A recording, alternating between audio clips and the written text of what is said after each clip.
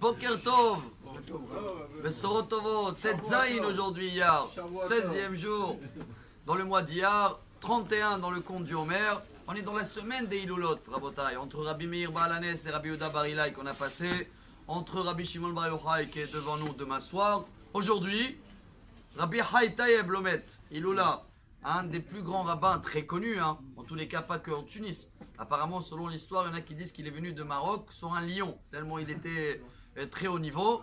Et comme vous connaissez bien son histoire, que quand il est décédé aujourd'hui, un Tetzaïn Iyar, ils ont marqué, celui-là, ils ne savaient pas qu'il fallait marquer dans un bon langage sur la matzeva, comme on dit en français, sur la tombe. Et il a marqué décédé dans la date d'aujourd'hui. Il est venu dans le rêve tout de suite après, il a dit Tzadikim bemitatam kurim haim.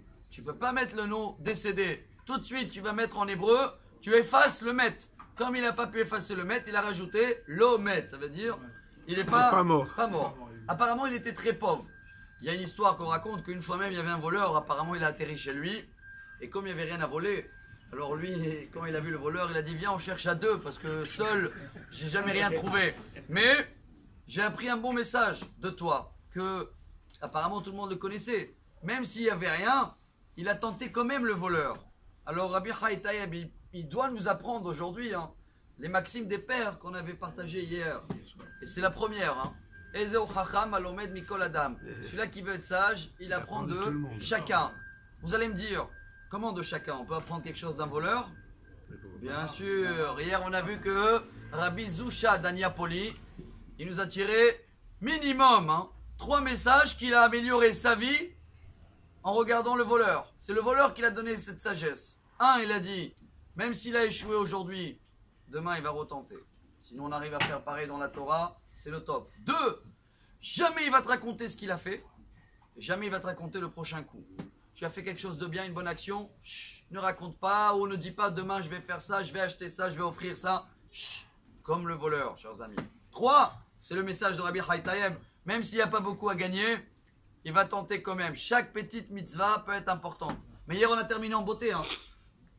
Que même d'un bébé, Rabbi Zusha, il a appris un très grand message. Et voilà pour nous le message de la vie. Un bébé, vous l'avez vu s'asseoir bronzé avec un Coca-Cola glaçon, où il est toujours en mouvement. Toujours en mouvement, il n'est jamais tranquille.